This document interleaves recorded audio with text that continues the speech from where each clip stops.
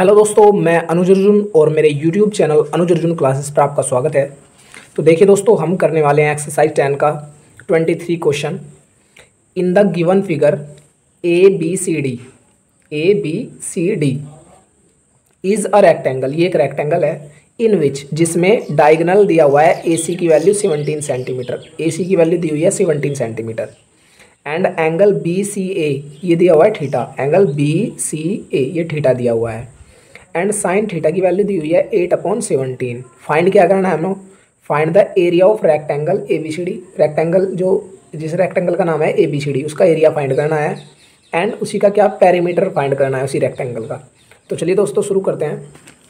सबसे पहले जो हमें वैल्यू दी हुई है, ए सी की वैल्यू 17 सेंटीमीटर दी हुई है और साइन थीटा की वैल्यू दी हुई है 8/17। जैसा कि मैंने आपको बताया हुआ है, हमें जिसकी वैल्यू दी होती है उस रेशियो को हम यहाँ पर चेक करके इस ट्रायंगल में रखेंगे। अच्छा, जैसे हमें ये क्या है, साइन थीटा की वैल्यू इसकी हेल्प से रखेंगे। पंडित बद्री प्रसाद हर हर बोल सोना चांदी तोल, ऐसे इसको याद रखते हैं। इसमें पी का मतलब परपेंडिकुलर है, बी का मतलब बेस, एच का मतलब हाइपोटेनियस है। अच्छा, एस सी टी का मतलब साइन कोसटैन। ठीक है, जैसा कि मैंने आपको बताया, ये खड़ी लाइन है जो इसको बोलते हैं परपेंडिकुलर और ये पड़ी लाइन इसको बोलते हैं बेस। इन दोनों के बीच में होता है 90 डिग्री का एंगल, जिसके सामने की साइड होती है हाइपोटेनियस। अच्छा, एंगल थीटा में वैल्यू दी है और थीटा कहाँ रखा हुआ है? यहाँ पर। अच्छा, थीटा के सामने की साइड क्या कहलाती है? परपेंडिकुलर। वैसे बेसिकली होती है, लेकिन जहाँ पर जो एंगल रखा होता है, जो एंगल हमें फाइंड करना होता है, दिया होता है, उसके सामने की साइड परपेंडिकुलर बची हुई बेस हो जाती है। तो अब की बार ये हमारी परपेंडिकुलर है और ये हमारी बेस है, ये आपको याद रखना है। ठीक है, साइन की वैल्यू दी है, साइन चेक करेंगे, साइन कोसटैन। साइन क्या है? ऊपर पी नीचे एच, ऊपर परपेंडिकुलर नीचे हाइपोटेनस। तो साइन में ऊपर पी नीचे एच, तो पी की वैल्यू कितनी है? 8। पी की वैल्यू हो गई 8। इसमें ये परपेंडिकुलर है और एच हाइपोटेनस की वैल्यू इसमें दी हुई है 17। ठीक है, ए सी की वैल्यू कितनी दी हुई है? 17 इस फिगर में दी हुई है। ठीक है, ओके। अच्छा, ये दो साइड हमको पता है, हमको तीसरी साइड फाइंड करनी है। उसके लिए क्या यूज़ करते हैं हम? पाइथागोरस थ्योरम का यूज़ करते हैं। शॉर्ट में लिख लेते हैं BPT। ठीक है, Pythagoras theorem. By Pythagoras theorem वो क्या होती है? h² = b² + p²। ठीक है, h की वैल्यू कितनी है? 17। तो 17 का स्क्वायर हो जाएगा बराबर b²। अब की बार क्या है? बेस ही है हमारा BC, तो मैं लिख लेता हूँ b² या BC लिख लेता हूँ, BC का स्क्वायर। ठीक है, प्लस P का स्क्वायर। P की वैल्यू कितनी है? 8 का स्क्वायर। 17 का स्क्वायर 289 = BC का स्क्वायर प्लस 8 का स्क्वायर 64। ये इधर आकर माइनस के हो जाएंगे, 289 - 64 प्लस के इधर आकर माइनस के = में BC²।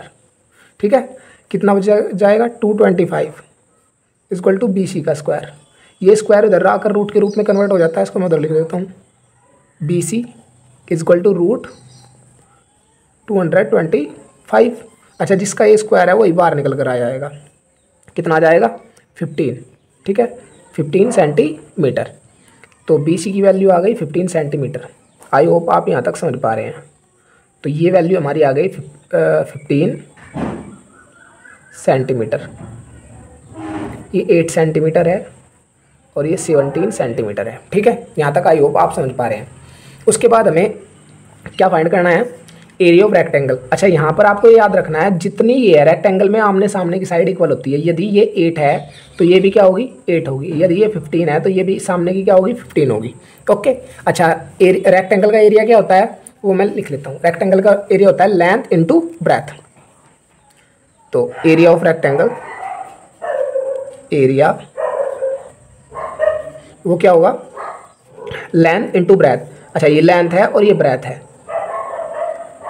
अच्छा, पहले तो ये देखिए, ये 15 है तो ये भी 15, ये 8 है तो ये भी 8 सेंटीमीटर। ठीक है, तो लेंथ इंटू ब्रेथ। लेंथ क्या होगी? लेंथ होगी, ये कोई सी भी रख लीजिए आप, लेंथ इंटू ब्रेथ। ठीक है, एल की वैल्यू, लेंथ ये भी 15, ये भी 15, ब्रेथ ये भी 8, ये भी 8, तो किसी भी साइड से ले लीजिए। ठीक है, 15 8 जब 120।